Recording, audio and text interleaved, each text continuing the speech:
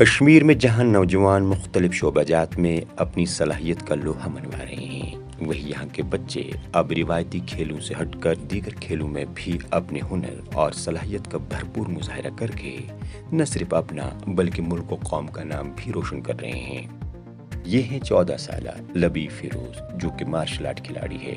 लबीब अपने कोच की निगरानी में कड़ी मशक्कत करके आने वाली चैंपियनशिप के लिए खुद को तैयार कर रहा है। इस होनहार लड़के ने कम उम्री में ही वुशु, पेंचाक और किक बॉक्सिंग में अब तक कई रियासती और कौमी सतह के मुकाबलों में बेहतरीन कारकर्दगी का मुजाहरा करके कई तमगे अपने नाम किए हैं। लबीब का ताल्लुक श्रीनगर के राजबाग इलाके से है। कुछ अलग करने और खेलों में ही अपने मुस्तकबिल को संवारने की चाह ने ही इसे मार्शल आर्ट खेल की तरफ राग़िब किया।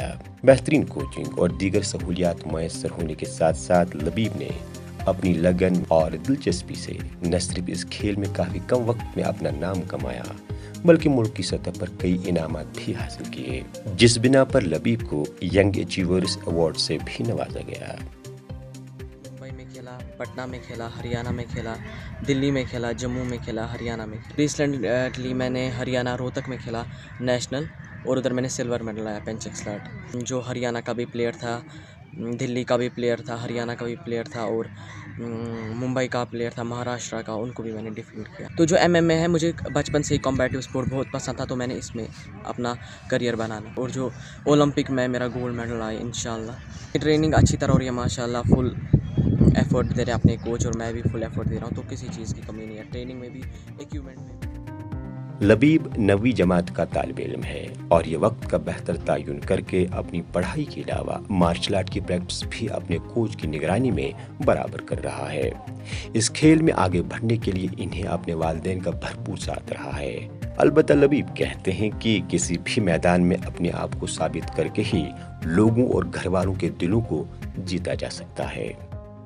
पापा मुझे फुल सपोर्ट करते थे, और मेरी मम्मी जो है वो भी मुझे फुल सपोर्ट करती थी। भाई बहन, उनका भी सपोर्ट मुझे पहले से ही रहा, और मेरे जो कोच है उनका भी सपोर्ट फुल ही रहा तब तक, जब तक मैंने नेशनल मेडल लाया, स्टेट, जब उनको लगा मैं कुछ करूँगा तो फुल सपोर्ट आ गया। पहले स्टार्टिंग में नहीं आता है किसी का भी सपोर्ट, कोई बोलेगा मुझे पहले ही सपोर्ट है, वो किसी को नहीं आता है। स्टार्टिंग में जब मैंने वुशु ज्वाइन किया, तो हम जॉगर्स पार्क के लिए यहाँ ट्रेनिंग आते थे, तो हमारे पास मैट्स वैट्स नहीं होते थे, तो गवर्नमेंट ने हमें इंडोर स्टेडियम प्रोवाइड किया, जहाँ पर हमें मैट्स मिल गए, ट्रेनिंग करने के लिए इक्विपमेंट्स मिल गए। तो गवर्नमेंट धीरे धीरे अपना फुल सपोर्ट दे रही है, जो भी बच्चे को चाहिए वो मिल रहा है धीरे धीरे। लबीब प्रैक्टिस के दौरान दस्तयाब सहूलियात और कोचिंग से काफ़ी मुतमईन नजर आ रहे हैं, और ये कामयाबी का सहरा अपने कोच के सर बांध रहे हैं। वही इनका कहना है कि बेहतर कोचिंग की बदौलत ही यह कौमी सतह के मुकाबलों में अपनी अच्छी कारकर्दगी का मुजाहरा कर पाए हैं, और इन्हें उम्मीद है कि आइंदा होने वाले मुकाबलों में भी ये कामयाबी से सरफराज होंगे।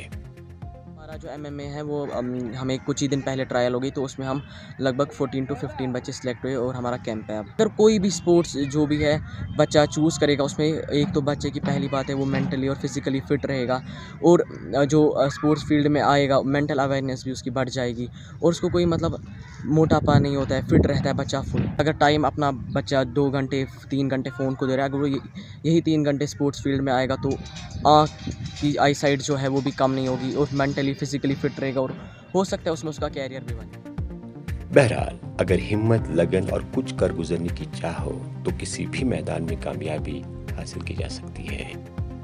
ETV भारत के लिए श्रीनगर से परवेज़ुद्दीन की खास रिपोर्ट।